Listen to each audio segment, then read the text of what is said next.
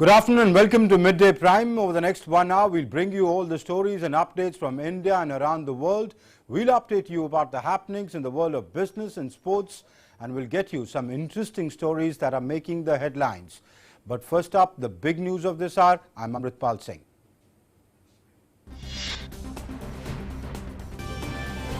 Prime Minister launches the Azadi Ka Amrit Mahotsav to commemorate 75 years of independence, flags off the Freedom March from Sabarmati Ashram, launches several cultural and digital initiatives on the occasion.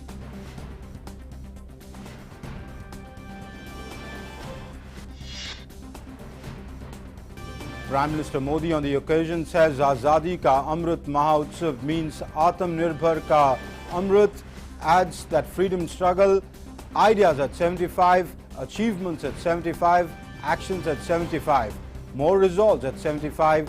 These 5 pillars will inspire the dreams and duties of our independent India to move forward. First ever summit meeting of the Quadrilateral Framework to take place virtually today. Renewed focus on Indo-Pacific and post-COVID global recovery. Prime Minister Narendra Modi to take part along with U.S. President Joe Biden, Australia's Scott Morrison and Japan's Yoshihide Suga. COVID vaccination at record levels in India as compared to other countries. Over 2 crore 60 lakh people inoculated so far in the country. Union Health Ministry calls for caution and safety protocols. Week-long lockdown announced for Nagpur following an increase in COVID cases in Maharashtra. More than 70 killed in Myanmar since the February 1st coup, says UN human rights investigator, calls for multilateral sanctions on junta leaders.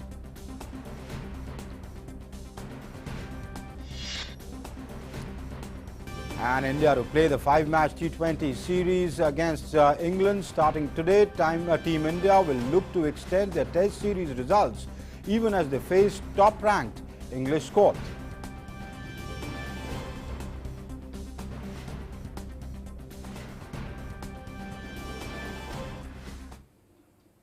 And let's begin the show with our big news.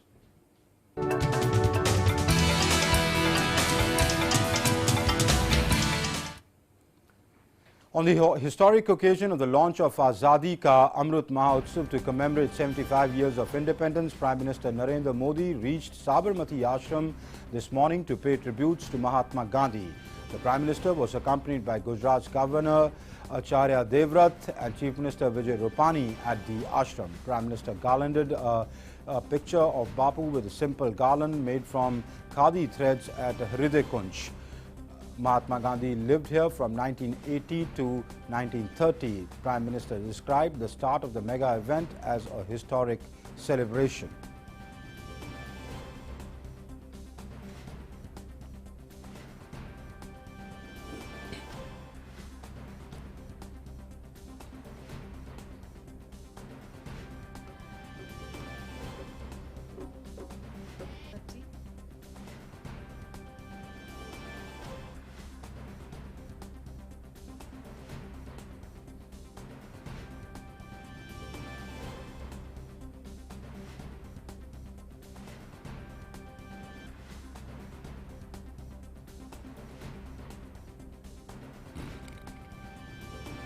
Dandi यात्रा की वर्षगांठ पर हम बापू की इस कर्मस्थली पर इतिहास बनते भी देख रहे हैं और इतिहास का हिस्सा भी बन रहे हैं। आज आजादी के अमृत महोत्सव का प्रारंभ हो रहा है, पहला दिन है। हमारी यहां मान्यता है कि जब कभी ऐसा अवसर आता है तब सारे तीर्थों का एक साथ संगम हो जाता है। आज एक राष्ट्र के रूप में भारत के लिए भी ऐसा ही पवित्र अवसर है। Later, Prime Minister flagged off a Padayatra from Sabarmati Ashram, which would cover the journey from Ahmedabad to Dandi. People from all sections of society are taking part in the Padayatra. This is a reenactment of the Dandi March, which took place in 1930 and was led by Mahatma Gandhi himself.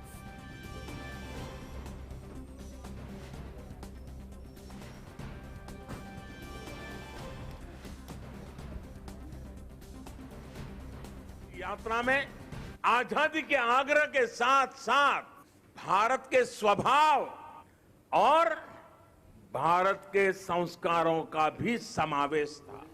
हमारे यहाँ नमक को कभी उसकी कीमत से नहीं आंका गया। हमारे यहाँ नमक का मतलब है ईमानदारी, हमारे यहाँ नमक का मतलब है विश्वास, हमारे यहाँ नमक का मतलब है वफादारी। हम आज भी कहते हैं कि हमने देश का नमक खाया है। ऐसा इसलिए नहीं क्योंकि नमक कोई बहुत कीमती चीज है, ऐसा इसलिए क्योंकि नमक हमारे यहाँ श्रम और समानता का प्रतीक है। उस दौर में नमक भारत की आत्मनिर्भरता का एक प्रतीक था। The Prime Minister also visited an exhibition which exhibits the unique collection of moments of history. Besides, it also depicts the pictorial documents of the Dandi March. From this, Sabarmati Ashram, Mahatma Gandhi and 78 others had embarked on a Dandi Yatra on the 12th of March in 1930. The exhibition also displayed the picture of freedom fighters including Khan Abdul Ghaffar Khan, Sardar Patel, Sarojini Naidu, Sardar Patel and others. It also displays the artwork by Chhaganlal Jadhav, who came to Sabarmati Ashram as a 12-year-old and spent the rest of his life there with Bapu. Also on display are the manuscripts, including cover pages of the Time magazine. Prime Minister Narendra Modi said that Azadi Ka Amrit Mahotsav is a celebration of not just of energy, the inspirational tales of freedom fighters, but also a celebration of fresh resolves to build a new India of their dreams. आजादी का अमृत महोत्सव यानी आजादी की ऊर्जा का अमृत। आजादी का अमृत महोत्सव यानी स्वाधीनता सेनानियों से प्रेरणाओं का अमृत। आजादी का अमृत महोत्सव यानी नए विचारों का अमृत, नए संकल्पों का अमृत। आजादी का अमृत महोत्सव यानी आत्मनिर्भरता का अमृत। और इसलिए ये महोत्सव राष्ट्र के जागरण का महोत्सव है। ये महोत्सव सुराज्य के सपने को पूरा करने का महोत्सव है। ये महोत्सव वैश्विक शांति का विकास का महोत्सव है। The Prime Minister also launched a website, india75.nic.in. This is one-stop destination for information about all events, competitions and outreach efforts that are part of the Azadi Ka Amrit Mahotsav.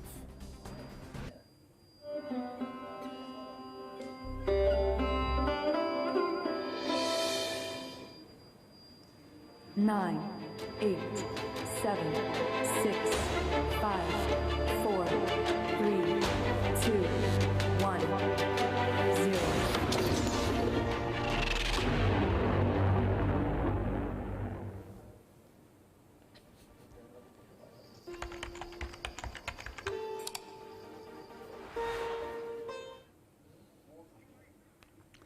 The Dandi March had a key role in furthering a spirit of pride and Atmanirbharta among India's people. Prime Minister Narendra Modi believes going vocal for local is a wonderful tribute to Bapu and our great freedom fighters. To take this thought to the people, a charkha is installed near the Magan Nivas at Sabarmati Ashram. Buy any local product and post a picture on social media using Vocal for Local. The charkha will rotate a full circle with each tweet related to Atmanirbharta. In a tweet, Prime Minister Modi said this shall become a catalyst for the people's movement. इस पर्व में शाश्वत भारत की परंपरा भी है, स्वाधीनता संग्राम की परछाई भी है और आजाद भारत के गौरवान्वित करने वाली प्रगति भी है। Freedom struggle ideas at 75, achievements at 75, actions at 75, और रिजॉल्व्स एट 75। ये पांचों स्तंभ आजादी की लड़ाई के साथ साथ आजाद भारत के सपनों और कर्तव्यों को देश के सामने रखकर आगे बढ़ने की प्रेरणा देंगे। इन्हीं संदेशों के आधार पर आज अमृत महोत्सव की वेबसाइट के साथ चरखा अभियान और आत्मनिर्भर इंक्यूबेटर को भी लॉन्च किया गया है। Prime Minister said that under Atmanirbhar Abhiyan, India's journey of progress will give a push to the global economy. The Prime Minister said that India is helping other nations during the pandemic through its vaccines under its mantra Vasudeva Kutumbakam. किया ऊंचा स्वतंत्रता, एकता, विकास और लोकतंत्र के 75 साल। 2022 में भारत अपनी आजादी के 75 साल पूरे करेगा। आइए इस महापर्व की तैयारी में जुट जाते हैं। भारत की आत्मनिर्भरता से ओतप्रोत हमारी विकास यात्रा पूरी दुनिया की विकास यात्रा को गति देने वाली है। कोरोना काल में यह हमारे सामने प्रत्यक्ष सिद्ध भी हो रहा है। मानवता को महामारी के संकट से बाहर निकालने में, वैक्सीन निर्माण में भारत की आत्मनिर्भरता का आज पूरी दुनिया को लाभ मिल रहा है। आज भारत के पास वैक्सीन का सामर्थ्य है तो वसुधैव कुटुंबकम के भाव से हम सबके दुख दूर करने में काम आ रहे हैं। हमने दुख किसी को नहीं दिया, लेकिन दूसरों का दुख कम करने में खुद को खपा रहे हैं। यही भारत का आदर्श है, यही भारत का शाश्वत दर्शन है, यही आत्मनिर्भर भारत का भी तत्व ज्ञान है। आज दुनिया के देश भारत का धन्यवाद कर रहे हैं, भारत में भरोसा कर रहे हैं। यही नए भारत के सूर्योदय की पहली छटा है। And Uttar Pradesh Chief Minister Yogi Adityanath attended the Azadi Ka Amrit Mahotsav in Lucknow, which was organized to celebrate 75 years of India's independence. Speaking at a public meeting, Yogi Adityanath said that programs will be organized across the state during the next 1 year to pay tribute to all the martyrs of the freedom struggle. हम लोगों ने तय किया जितनी भी आजादी के आंदोलन की प्रमुख तिथियां हैं, अगले 1 वर्ष के दौरान देश की आजादी के ज्ञात और अज्ञात उन सभी शहीदों को स्मरण करने के लिए हम लोग कार्यक्रम आयोजित करेंगे। वहां पर पुलिस धुन से अपने शहीदों को सम्मान देंगे और वहां पर सांस्कृतिक और ऐतिहासिक परिप्रेक्ष्य से जुड़े हुए सभी कार्यक्रम आयोजित होंगे जो देश की वर्तमान पीढ़ी को देश के स्वाधीनता आंदोलन का स्मरण पुनः कराते हुए उन्हें वर्तमान चुनौतियों से जूझने के लिए एक नई प्रेरणा और एक नई ऊर्जा प्रदान कर सकें। And Madhya Pradesh Chief Minister Shivraj Singh Chauhan addressed the Azadi Ka Amrit Mahotsav program to mark 75 years of independence in Bhopal. He highlighted that our children have been taught about few people who helped us attain freedom. However, many great leaders are excluded from the history books. Chauhan urged people to take a pledge to live for the country and take the legacy of legendary freedom fighters forward. हम संकल्प लें कि जिन आदर्शों के लिए अपने आप को न्यौछावर कर दिया शहीदों ने, क्रांतिकारियों ने, आजादी का नेतृत्व करने वाले महापुरुषों ने, चाहे वो महात्मा गांधी हो, चाहे वो सरदार वल्लभ भाई पटेल हो और चाहे वो नेताजी सुभाष चंद्र बोस जैसी क्रांतिकारियों की श्रृंखला हो। मध्य प्रदेश में जितने भी क्रांतिकारियों के जन्म स्थान और कर्म स्थान है, उन सब का हम विकास कर रहे हैं। हर जगह उनकी स्मृति में अलग अलग स्मारक बनाए जा रहे हैं, कई बन गए और जरूरत पड़ेगी तो और बनाएंगे, लेकिन उनको स्मरण करते समय हम अपनी ड्यूटी और कर्तव्य का ठीक पालन करते हुए अपने देश और प्रदेश को आगे बढ़ाने का काम करेंगे। अपने लिए तो सब जीते हैं, कीट पतंगे भी जीते हैं, पशु पक्षी भी जीते हैं, अपने लिए जिए तो क्या जिए। जीता तो वास्तव में वो है जो औरों के लिए भी जीता है, देश के लिए जीता है। Rajasthan Chief Minister Ashok Gehlot flagged off the Padyatra to mark the 91st anniversary of the Gandhi March in Jaipur today.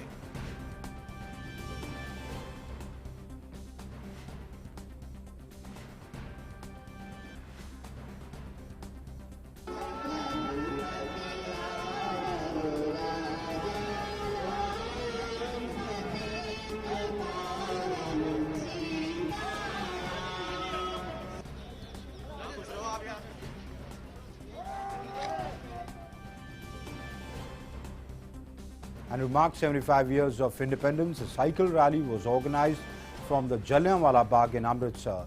Amritsar Deputy Commissioner flagged off the rally. A cultural program was also organized on the occasion, in which the youth participated in large numbers. Speaking to media persons, the Deputy Commissioner Gurpreet Singh Kheda said that more events will be dedicated to our freedom struggle.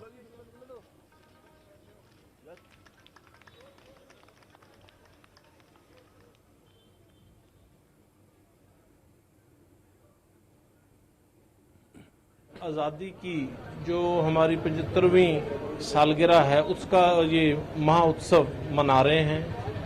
आज अमृतसर में इसका ये पहला function जो है cycle rally करके इस function को जो है शुरुआत की गई है और आने वाले पूरे साल में इसी तरह के छोटे छोटे इवेंट, चाहे वो ऐसे राइटिंग कंपटीशन हो, पेंटिंग कंपटीशन हो या कोई प्लांटेशन करके पूरे ऐसे इवेंट्स किए जाएंगे जो कि हमारी 75वीं जो सालगिरह है फ्रीडम की उसको डेडिकेटेड रहेंगे। And a large number of students and other people took part in the Azadi Ka Amrit Mahotsav at the Rajinder Singh Pura in Arispura in Samba district of the Jammu division. To speak to him and to seek inspiration. Minister Narendra Modi, राष्ट्रपिता महात्मा गांधी को कृतज्ञ राष्ट्र की ओर से श्रद्धा सुमन अर्पित करने लोगों के संकल्प। Like other parts of the nation, Kashmir too is in celebration mode to commemorate the Azadi Ka Amrit Mahotsav. Large number of people gathered in Baramulla to attend the function. General public from across the region is participating in this event to mark their respect for the spirit of the country's independence. Advisor to the Lieutenant Governor of Jammu and Kashmir, Bashir Khan, was present as the chief guest, while Divisional Commissioner of Kashmir, P.K. Pole, and other civil, police and military officials were also attended the event. Exhibition of important historical events, milestones and dates, including stories about heroes, have been put on display for the common people to remember and recollect Kashmir's rich history. More in this report. Jammu and Kashmir, like other parts of the country, are in a celebration mood. We have a lot of functions happening across the UT, particularly in Kashmir. A Shikara rally is being conducted in Dal Lake, and presently we are in Baramulla's indoor stadium, where a huge function to commemorate and to remember our past history of glory and victory. We have like in this hall, a lot of people have come here to witness this history displayed on the banners here. We have like this thing here, calendar in Muzaffarabad, Baramulla. So like this history has been displayed here. Photographs of the latest events of Atmanirbhar Bharat, how the UT administration of Jammu and Kashmir is transforming the J&K into a Naya Kashmir, which where development, peace and progress will rule the roost. With camera person Dawood, this is Shabir from Baramulla. And actor Anupam Kher said it's a day to thank those due to whom we are breathing in independent India. He added that it's time to recall that freedom shouldn't be taken for granted. People gave their lives to make it happen. हर पीढ़ी को मैं सिर्फ ये नहीं कहना चाहता कि जो युवा पीढ़ी है उनको याद दिलाना है, और जो 80s, 90s, 2000 में पैदा हुए हैं उनको उनके दादाजी ने कभी भाग लिया होगा। मैं आज़ाद हिंदुस्तान से 8 साल छोटा हूँ, तो मैं इन बातों से बड़ा हुआ हूँ कि हमने पिताजी ने आज़ादी के लिए क्या किया था, दादाजी ने आज़ादी के लिए क्या किया था। लेकिन जैसे धीरे धीरे साल बढ़ते चले गए, पूर्वजों में पुश्तों में रहे नहीं कोई जो आज़ादी की बात कर सके। तो आज सामूहिक रूप से इस बात का आगाज़ होगा, इस बात की शुरुआत होगी, ताकि लोगों को एक बार फिर याद दिलाए कि आज़ादी जन्मसिद्ध अधिकार तो है, लेकिन उसके लिए बहुत सारे लोगों ने बलिदान दिए। And on the 91st anniversary of the Dandi March, a Shanti March was conducted in Rajasthan's Sikar. The march began from the Jamnalal Bajaj statue, Bajaj Circle at 8 in the morning and reached the Ahimsa Circle. Tributes were paid to Gandhiji. Scout Guide Rover, NCC students and school students of the Nehru Yuva Kendra were present in the march. During this period, students were walking dressed up as Mahatma Gandhi, giving the message of peace and cleanliness. District Collector of Sikar, Avichal Chaturvedi, appealed to the common man to imbibe the basic mantra suggested by Mahatma Gandhi in his life.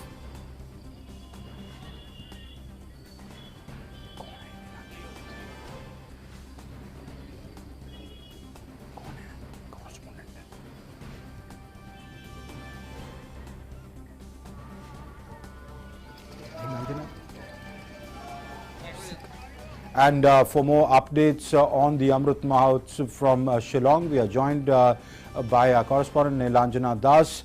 Nilanjana, we've put out how Amrit Mahotsav celebrations were kicked off, were inaugurated by the Prime Minister in Gujarat, in Ahmedabad, at the Sabarmati Ashram, and how it was celebrated in different parts of the country. Tell us, how did Shillong start the celebrations of the Amrit Mahotsav? In Shillong, there was a lot of enthusiasm among the youth. There was a display of photographs, and a life history of photo exhibition was held by the Regional Outreach Bureau, and where there were a lot of youths who had come and witnessed and the life of the freedom fighters, the legend freedom fighters like Mahatma Gandhi, Sardar Vallabhbhai Patel and Subhash Chandra Bose were at display, and there was a lot to learn from them, where we could their lives inspired us, and there was a lot of school students and youth who had come and witnessed the exhibition. And there was the Honorable Governor Satyapal Malik, who inaugurated the exhibition, and he urged the students to get inspirations from them, and the freedom fighters from the state will also be honored. There is a series of events actually which has been scheduled, and Hello? Yes, I can hear you. Please the go on. Shillong Chamber Choir will be having some patriotic. There will be some performances by Shillong Chamber Choir, and the patriotic songs will be performed, and in the tributes will be paid to the freedom fighters of the state. In East Khasi Hills district, Tiroching will be honored. In West Jaintia Hills, Kyang Nongba will be honored. And in East Garo Hills, Togan Sangma will be honored. And there will be floral tributes would be paid to these freedom fighters from the state. All right. Many thanks, Nilanjana, for joining us and giving us that update. And moving on to our developing story now.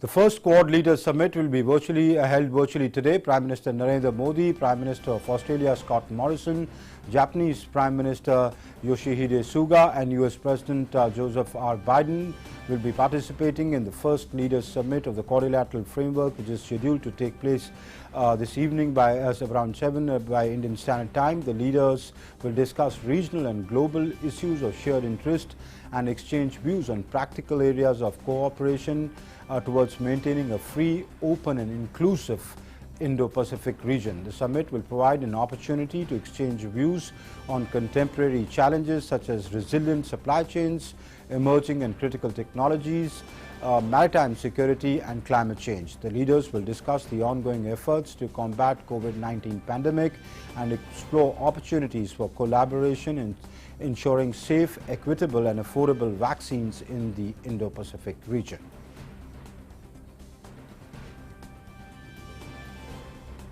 And it will be a landmark day in terms of multilateralism, with a new framework for cooperation crossing another milestone in the interest of peace and progress in the Indo-Pacific region. A lot of anticipation is building up around the first ever summit level Quad meeting. Now, the Quad is an abbreviation for Quadrilateral. It is an informal grouping of 4 countries: India, Japan, the United States and Australia. As a political construct, the Quad and the Indo-Pacific acquired a salience of its own after maritime disputes between China and its neighbors raised tensions in the region. Now, India, like much of the world, sees the Indo-Pacific as a global commons, a part of the Earth's shared resources such as oceans. But China sees it differently. China has built artificial islands in the South China Sea. They also placed military equipment on some of those islands. So militarization of the South China Sea is happening already. The Quad first came together loosely as a core group of countries in the aftermath of the 2004 tsunami. By 2007, it had held its first official meeting at Manila. But the second Quad meeting did not take place until 2017, again at Manila. Since then, the Quad has met every year. It met twice at Singapore in June 2018 and again at Singapore in November 2018. 2019 saw the Quad getting elevated to the ministerial level. Foreign ministers of all 4 Quad countries met at New York City on the margins of the United Nations General Assembly. The same year, that is 2019, officials from the Quad countries met at Bangkok. In October 2020, at the height of the COVID-19 pandemic, the Quad foreign ministers met in person at Tokyo, and they held talks most recently on 18th February. Only this time, they met virtually. 2017 saw the revival of the Quad. Officials from all 4 Quad countries met after a gap of 10 years. Their talks were held at Manila in the Philippines on the margins of the East Asia Summit. Now, some other developments took place parallelly. The U.S. announced its National Defense Strategy in January 2018. That document followed the National Security Strategy unveiled in December 2017. Also, the U.S. military renamed its Pacific Command as the Indo-Pacific Command. It is a unified combatant command of the U.S. Armed Forces for the Indo-Pacific region. 2018 also saw Prime Minister Modi lay out his vision for the Indo-Pacific in his address to the Shangri-La Dialogue. He said, I quote, "India does not see the Indo-Pacific region as a strategy or as a club of limited members, nor as a grouping that seeks to dominate, and by no means do we consider it as directed against any country. A geographical definition as such cannot be. India's vision for the Indo-Pacific region is therefore a positive one, and it has many elements," unquote. 2020 was the year of the COVID-19 pandemic. It was also the year when the Quad Plus began to take shape. In March 2020, diplomats from all 4 Quad countries discussed about the COVID-19 pandemic. Officials from South Korea, Vietnam and New Zealand took part in it. And a month before the 2020 US election, the Quad met for the 7th time at Japan. It was the second Quad ministerial. The foreign ministers of Quad countries met in person at Tokyo 18th February 2021 when new US President Joe Biden hit the ground running and took the initiative to call the 8th meeting of the Quad in a virtual mode. It was the 3rd Quad ministerial meeting attended by new US Foreign Minister Antony Blinken, and it was the first such meet under US President Joe Biden.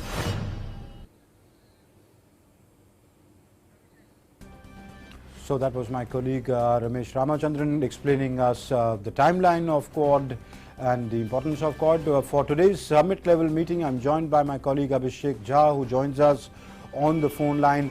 Abhishek, a very important meeting. The very fact that this is the first time that the Quad meeting is taking place at a summit level. That means the heads of government and heads of state will be participating in this meeting. Joe Biden, Scott Morrison, Prime Minister Modi, Yoshihide Suga will be participating in this meeting this time at about 7 this evening. Give us a sense of what do we expect to transpire at this meeting. Amrit, at least we can have two takeaways in the background of this meeting. First is the way new U.S. administration has taken place and the kind of international geopolitical scenario Biden administration is trying to redefine and reset all the dynamics the earlier administration had tried to create. The second part is that in less than 2 years, we are seeing that upgradation of this Quad forum from foreign ministers level to the leadership level. Because if it were not for the COVID pandemic, it can very well have been a physical meeting as well. Because the leaders are now understanding the importance of this grouping and the vision that this group has had in the past. Is now being actually expanded into other areas, especially in the wake of Corona pandemic. Two things have emerged in the wake of Corona pandemic. First is that globally, the world has seen how damaging it was to depend on one country for its regular supply, and one country, specifically China, during the COVID pandemic, the supply chain was badly disrupted, and now the approach is to create various bases of supply chain so that a resilient supply chain can be ensured in future. No disruption should be there, and India is trying to encash that opportunity as well, presenting itself as one of the pivotal point of global supply chain. The another part has been in this COVID thing that world has come together in order to create a panacea for this disease, which has done unprecedented damage socially, politically, economically. And most probably, it is reported that the group, these 4 nations of Quad members, they can very well agree on investing in some country, and that can be India, to manufacture more and more vaccine so that the world oversupply of vaccine can be expedited and the number of vaccines can be distributed to people, and this pandemic can be brought under control as soon as possible. Okay, so Abhishek, you're saying some financial agreements could transpire, some investments could take place for manufacturing of the COVID vaccine in India, especially for United States and other countries? Of course, Amrit, and this has a background because the world has seen in how India has emerged as one of the pharmacy of the world in this crisis time. Almost 7 crore of vaccine has been supplied globally. In almost 60 countries have got vaccine from Indian manufacturers. So the decades of investment that India has done in its manufacturing capability, its supply chain, and every logistical aspect dealing with the vaccination has come very handy to use in this time of COVID pandemic, when the world has learned a lesson that how India has been able to manage its own COVID pandemic, and also being able to contribute in the relieving other countries from that bad impact of COVID pandemic. So it comes very naturally that India could be one of the countries that can be chosen as one of the center of global manufacturing for this COVID vaccine. Another big country that has been supplying vaccine globally has been another Asian counterpart, Korea. And Korea has also been one country who has stepped up its effort in supplying vaccine to other nations. But this time it is believed that one of the vaccine is going to be the agreed financial agreement can happen on this matter when all the leaders will agree that to scale up the capacity and to utilize the already experience of India. India can become very well the manufacturing hub of upcoming vaccines also. Also, Abhishek, the big elephant in the room would be China. China would be very, very closely monitoring this meeting, what emerges from here. We've seen some reactions come in from China in the run-up to this Quad meeting once it was announced that United States, India or other countries should not take aggressive measures in the Indo-Pacific. It could upset the balance of power. So what is the context that we could see China being discussed in, and what could emerge from this meeting as far as China's domination in the Indo-Pacific is concerned, especially given the fact that the Indian Ministry of External Affairs itself has said that the focus would be on free, fair and inclusive Indo-Pacific.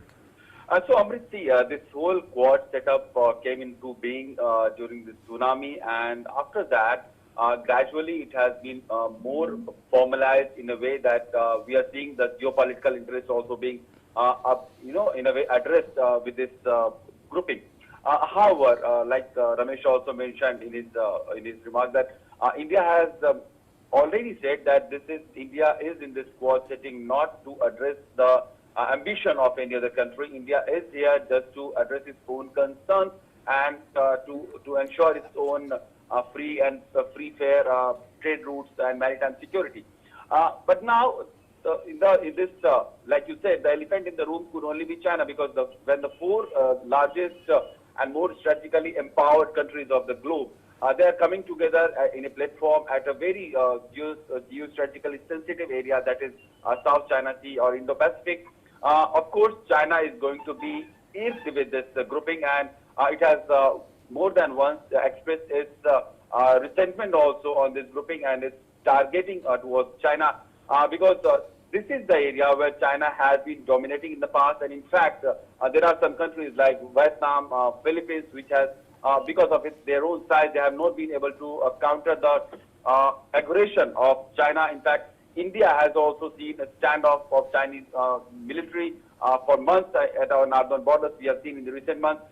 Japan is already suffering the regular incursion of Chinese Coast Guard and Chinese Navy in its one of its and the disputed Senkaku Islands. Senkaku Islands. So it comes very naturally to this grouping that when the four leaders will be discussing the other aspects of global importance, social, economical, the geostrategic aspect will also come to the table, and India and Japan, these are the two countries which are directly sharing their borders, maritime borders and land borders with China. So obviously these concerns will also be talked about, and China is clearly not liking this grouping in that sense. In fact, it is very likely that soon we can have some expansion in this Quad grouping as well, because recently we have seen France has declared its own Indo-Pacific policy. There has been feelers that the UK would like to join this grouping in the days to come. U.S.A. is also trying to persuade South Korea for greater role in this whole aspect of Indo-Pacific. So maybe in the days to come, this grouping will have more to talk about and more to deal about. And clearly, this is something that China is not liking at this point of time. Are you then, Abhishek, saying that the talk that remains that it could be some sort of a NATO for Asia? Is that where a security alliance is, where it is heading to, and that is what raises China's heckles? It doesn't want an international security alliance in what it sees as its own backyard. Of course, Amit, like any country of the scale and size of China, which is trying to make its dream come true of a global domination, both in terms of economy and military, would not like to have a strong grouping being created in its backyard. However, India has continuously maintained that it is this grouping has its own mandate. It is just there to ensure free, fair and transparent trade routes and maritime security of all those nations in this area of sea. But China is clearly not going to believe this.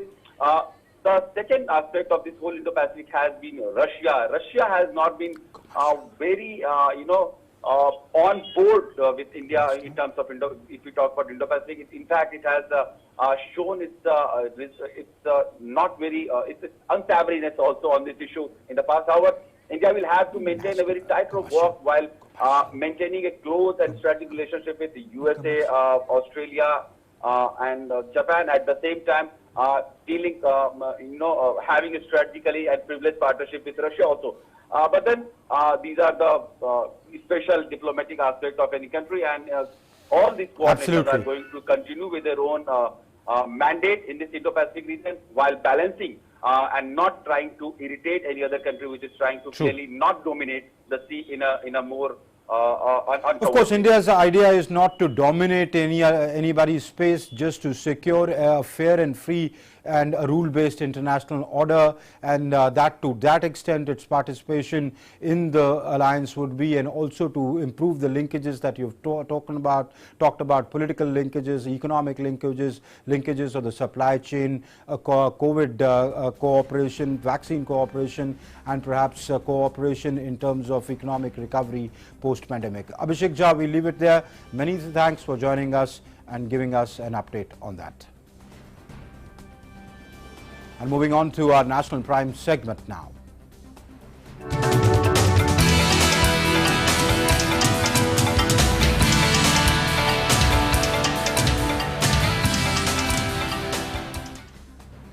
Prime Minister Narendra Modi will today inaugurate the 4th edition of the Global Ayurveda Festival through video conferencing. The 8-day-long event is being organized by the Center for Innovation in Science and Social Action in association with the governmental and non-governmental bodies. Focal theme of the festival is strengthening host defense system, Ayurveda a potential promise. World Health Organization Chief Scientist Dr. Soumya Swaminathan will also deliver a keynote address at the Ayurveda Festival. The festival will also include international seminars, a global exhibition and business meet. The festival will hold an all-time record in the number of delegates, the number of scientists presenting papers, and the number of participating countries and institutions. The festival, which was scheduled to be held in May 2020, was postponed due to the COVID-19 pandemic. The process of filing of nominations has begun today with the issuance of notification for the 3rd phase of assembly elections in the states of Assam and West Bengal, and the single-phase elections in Kerala, Tamil Nadu and Union Territory of Puducherry. In Assam and West Bengal, it is also the last date for withdrawal of candidature for the 1st phase of assembly elections, while the filing of nominations closes for the 2nd phase today.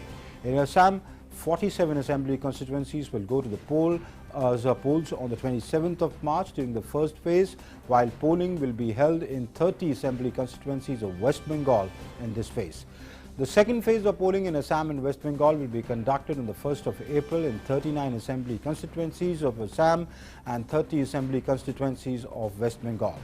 3rd phase of polling in these two states will be held on the 6th of April, when 40 assembly constituencies of Assam and 31 assembly constituencies of West Bengal will go to the polls.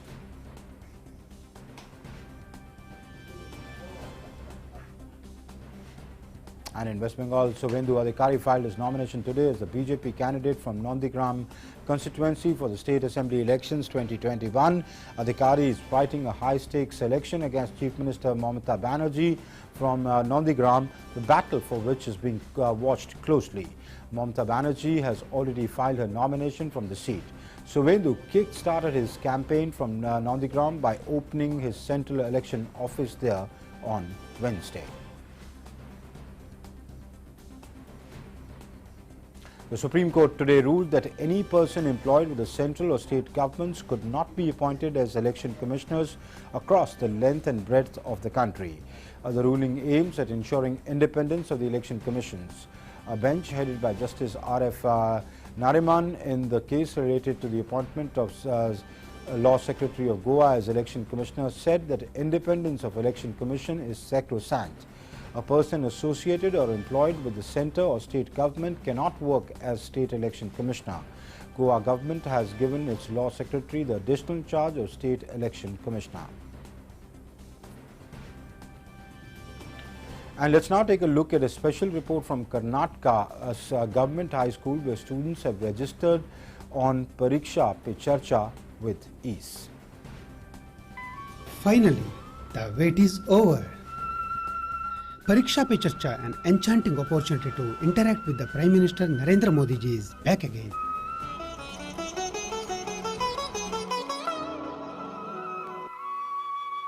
This is Charamakki Narayana Shetty Memorial Government High School, Albadi RD, Kundapara Taluk, Udupi District, Karnataka.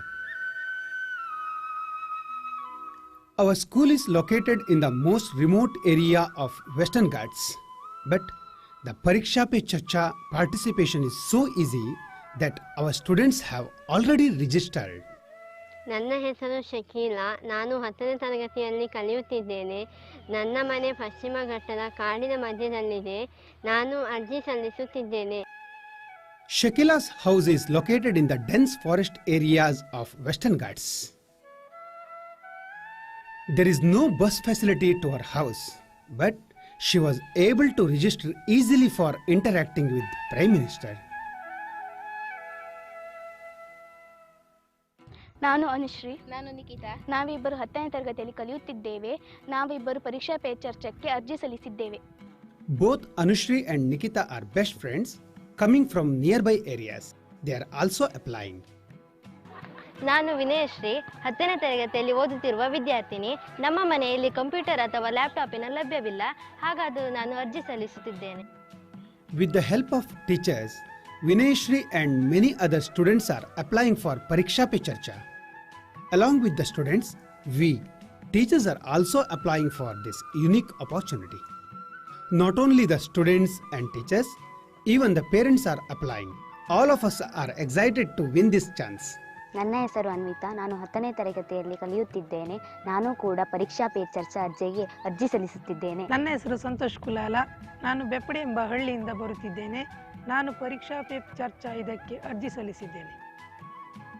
Like Santosh Kulal, most of the students' houses are in the remote areas, but they have all applied already.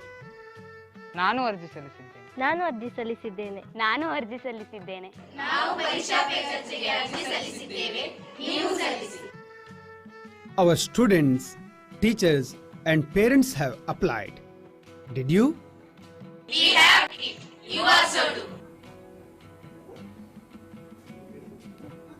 Like our students, you can also apply.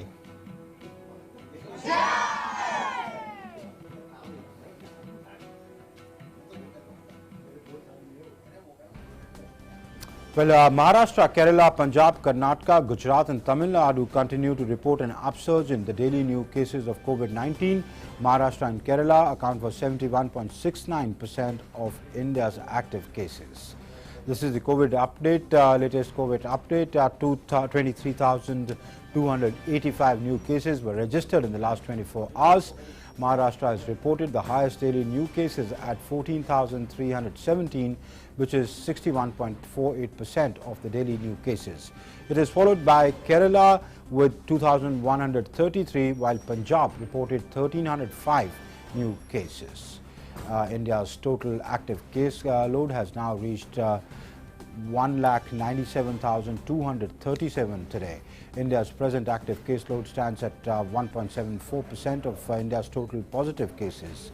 1,09,53,303 patients have recovered from COVID so far, taking the recovery rate to 96.86%, while 1,58,306 deaths have been recorded so far, with fatality rate falling to 1.4%.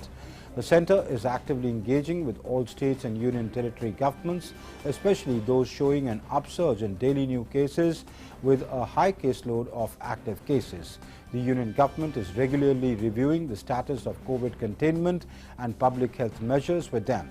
Meanwhile, over 2.61 crore vaccine doses have been administered across the country so far, out of which 3,89,337 persons were vaccinated yesterday.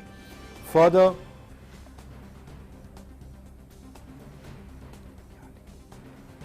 $22,49,98,638 samples have been tested so far, out of which 7,40,345 samples were tested yesterday.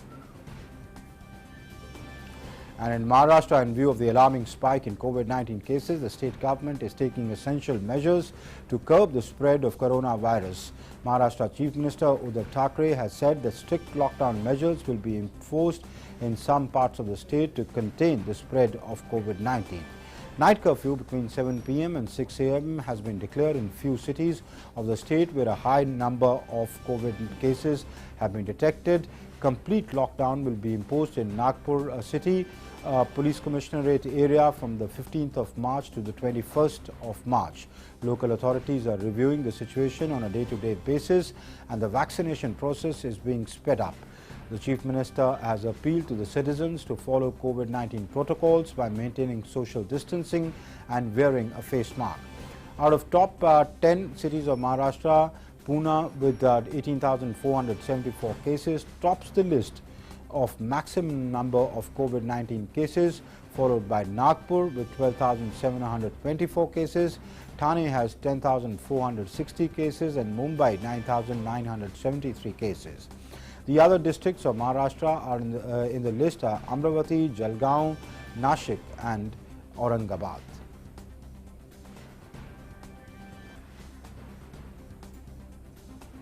And for more on that, I'm joined by my colleague Shama Mishra, who joins us from Mumbai. Shama, a very alarming situation really there. Give us the measures being put in place by the state government to deal with the situation, apart from imposing the curfew that will be imposed from the 15th of March in Nagpur.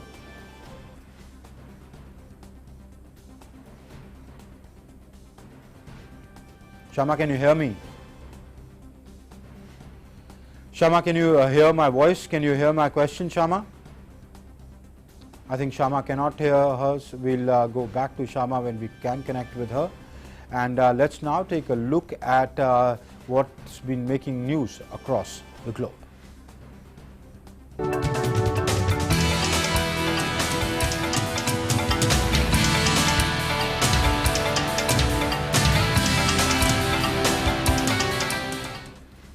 The United Nations human rights investigator on Myanmar has said that the military junta had murdered at least 70 people since the February 1st coup, perpetrating killings, torture and persecution that may constitute crimes against humanity. UN Special Rapporteur on the situation in the human rights in Myanmar, Thomas Andrews, told this to UN Human Rights Council in Geneva. He also said that over 2,000 people have been unlawfully detained since the military seized power, and the violence is steadily increasing. He called for imposing multilateral sanctions on the junta leaders and on military-owned Myanmar oil and gas enterprise, whose revenues from natural gas projects were set to reach $1 billion this year. While the United States has imposed unilateral sanctions on Myanmar, China and Russia have not followed suit on the grounds that the coup is part of Myanmar's internal affairs. The coordinated actions of nations working together will be the most effective actions. Various governments have imposed various sanctions against the military junta in Myanmar. This is welcome, but sanctions will only be effective if they are unified and coordinated. Today, I am therefore urging member states to commit to taking strong, decisive, and coordinated action as a coalition of nations, an emergency coalition for the people of Myanmar. The U.S. House of Representatives has approved a pair of gun control bills backed by maximum 8 Democrats. The first measure, which passed the Democratic-led House 227 to 203, which would close a long-standing loophole in gun laws by expanding background checks to those purchasing weapons over the internet, at gun shows and through certain private transactions. The second bill was passed 219 to 210. It would give authorities 10 business days for federal background checks to be completed before a gun sale can be licensed. Currently, such sales can proceed if the government cannot complete complicated background checks of prospective buyers within 3 days. President Joe Biden is a supporter of the expanded gun control measures. The legislation may face tougher battle in the United States Senate, where Biden's fellow Democrats hold an even slimmer majority than in the House. The bills follow a series of deadly U.S. mass shootings over the past decade. We are with this legislation, and we're very optimistic that with 90% support in the public and with a public awareness, again, the drumbeat created by the people out there, the survivors of gun violence. We told them we're not resting until we get this job done. And today we're taking a giant step in that direction for the children. And let's now take a look at the update on the COVID-19 situation from across the world. So far, over 11 crore 90 lakh people have contracted COVID-19 globally, while the tally of recoveries stands over 9 crore 46 lakh have recovered from it. The COVID-19 has claimed over 26 lakh 40,000 lives worldwide. The U.S. continues to remain the worst affected from COVID-19, where more than 2 crore 99 lakh cases of COVID-19 have been quoted. The country's fatalities have crossed 5 lakh 43,000.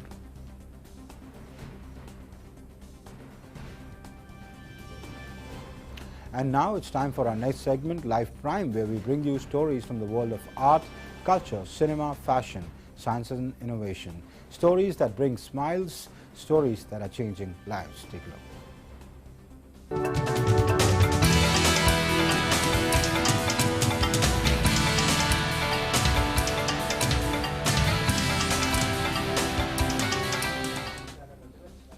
Well, sometimes life may seem dull and you might lose motivation. Here's a special story for you for some inspiration from Vietnam. As a third-generation barber in Vietnam's Ho Chi Minh City, Lee Thi Kim Tram was determined to keep cutting hair despite a life-changing traffic accident 4 years ago that resulted in the amputation of her left arm. She said her husband left her and their 2 children plus her mother shortly after her operation, leaving her feeling desperate and wondering if she could go on. Drawing upon her family and customers as sources of motivation, not fully recovered, she returned to work as soon as she was discharged from the hospital. It took about a month to hone her new method, initially taking almost an hour for a job that used to take less than 10 minutes. While she said her 8-year-old son has dreams of building her a robotic arm one day, Tram said she feels optimistic about her current day-to-day life and she hopes she can even help others who find themselves in similar situations.